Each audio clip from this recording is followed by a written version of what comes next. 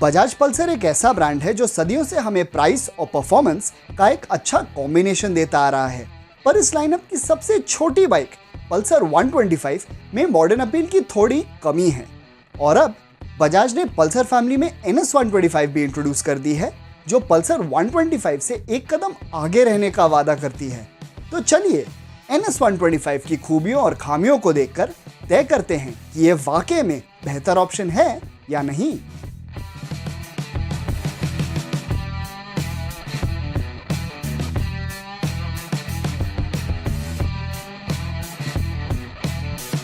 जबकि पल्सर 125 का engine Pulsar 150 के इंजन पर आधारित है, पल्सर NS 125 का इंजन पल्सर NS 160 के इंजन की क्यूबिक कैपेसिटी कम करके बनाया गया है।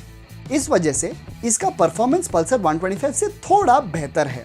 साथ में NS 125 में आपको नॉर्मल कार्बोरेटर के बजाय ई कार्बोरेटर मिलता है, जिस वजह से आपको थोड़ा और एंथुसियास्टिक परफॉर्मेंस मिलता है। और इसका सबूत हमें NS 125 के एक्सेलरेशन टेस्ट में साफ दिखता है। और तो और NS 125 की मिड रेंज परफॉर्मेंस भी पल्सर 125 से काफी बेहतर है, तो ये सिटी ट्रैफिक में और भी मजेदार लगेगी।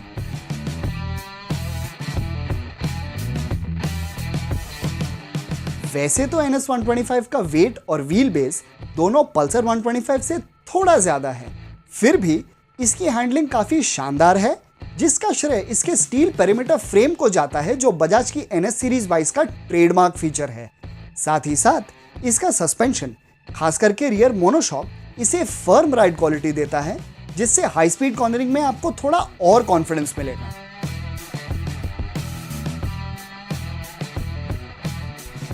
हमारे टेस्ट के दौरान पल्सर NS 125 से हमें लगभग 65 किलोमीटर पर लीटर की फ्यूल एफिशिएंसी मिली, वो भी सिटी में, जो ना सिर्फ पल्सर 125 से काफी अच्छी है, बल्कि 125 सीसी सेगमेंट में सबसे ज्यादा एफिशिएंसी वाली बाइक्स में से एक है।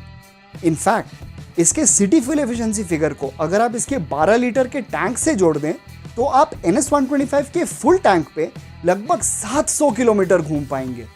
अब ये सब देख के आपको तो लग रहा होगा कि पल्सर NS 125 काफी शानदार बाइक है। तो अब आते हैं इसकी खामियों की ओर।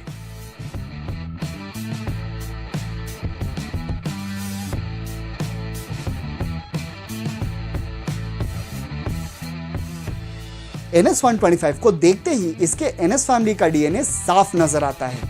अब हम जानते हैं कि काफी लोग इस स्पोर्टी डिजाइन के दीवाने हैं, और ये दूसरे सिंपल लुकिंग 125 सीसी बाइक से काफी अलग और स्टाइलिश दिखती है। लेकिन सच कहें तो इस डिजाइन को लगभग एक दशक हो चुका है, जिसके बावजूद NS 125 में कोई भी नए या अलग फीचर्स नहीं है।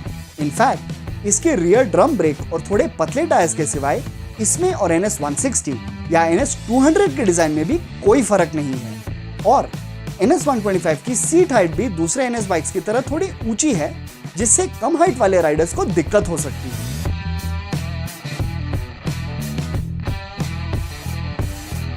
पल्सर NS 125 की पिकअप और हैंडलिंग बेशक लाजवाब है, लेकिन ये सिर्फ सिटी ट्रैफिक तक ही सीमित है। खुले रास्तों पे उतरते ही इसकी हाईवे कैपेबिलिटीज की कमियों का एहसास होने लगता है।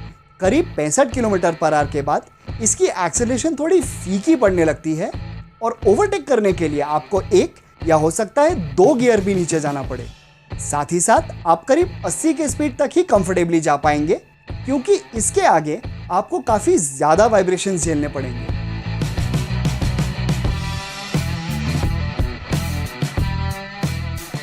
बजाज पल्सर NS मॉडल्स का एक ही मकसद है, स्पोर्ट राइडिंग, जो NS 125 भी बखूबी करती है।